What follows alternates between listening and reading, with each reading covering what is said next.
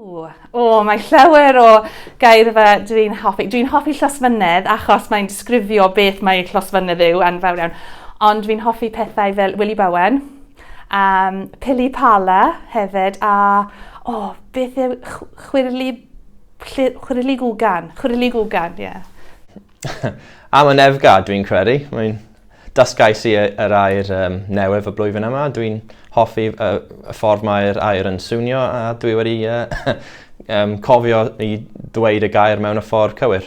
Un o'r fy hoff gair Cymraeg ydy diwylliant. Dwi'n meddwl mae'n bwysig iawn i deall diwylliant Cymru a dwi'n hoffi edrych mewn hanes Cymru hefyd. Hoff air, mae hoff air siocledi, mae'n comfort eating, mae'n gair newydd, ond rwy'n dwlu ar y gair yma.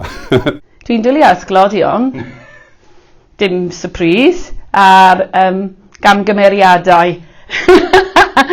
Achos dwi'n gwneud llawer o gamgymeriadau bob diwyrnod, ond dim ots.